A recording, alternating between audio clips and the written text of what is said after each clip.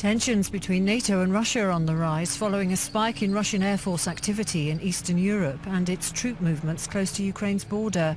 At a joint meeting with the EU's new foreign chief, NATO's Secretary General Jens Stoltenberg said recent Russian behavior was unacceptable.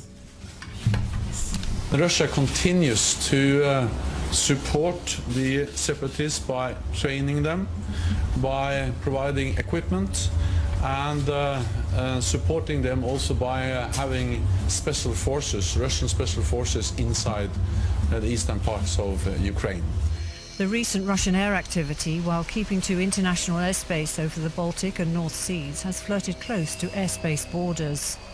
What you saw this past week was a larger, more complex formation of aircraft, carrying out a little deeper and I would say a little bit more provocative flight path. For its part, Russia has expressed its own concerns over NATO enlargement and its reinforcement of troops in Eastern Europe.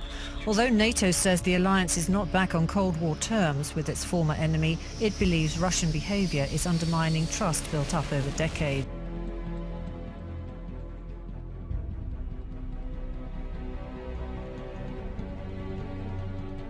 The Sneva RSM-54 intercontinental ballistic missile was fired from the Tula submarine in the Barents Sea on Wednesday. The missile can be launched from a depth of up to 55 meters. A Sneva missile is 14.8 meters long and 1.9 meters in diameter. The three-stage missile can carry 4 100 to 500 kiloton nuclear warheads.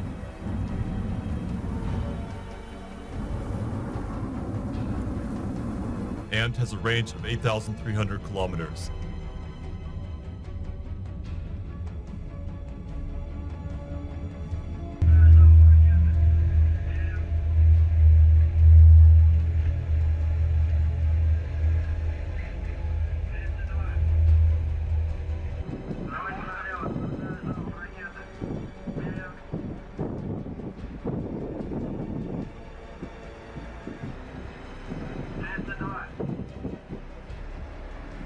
Question. Barbara Starr, Pentagon correspondent, she reported earlier here in the Situation Room that these Russian military planes are flying over Europe right now in very disturbing ways. They're not using their transponders. They're not communicating air traffic control. This is a worry. What is going on? Well, there's a concern. I mean, Russian aggression is clear. They have clearly gone on a type of aggression, whether it be in Ukraine.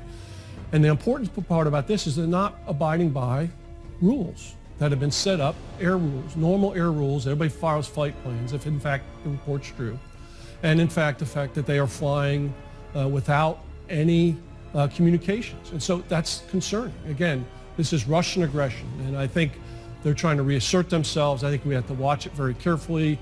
It's important that we reassure our allies. We deployed a brigade over to Eastern Europe, and we now have a heavy brigade that's conducting exercises with our partners, and we will continue to do actions like that to reassure our allies because of this Russian aggression that we continue to see.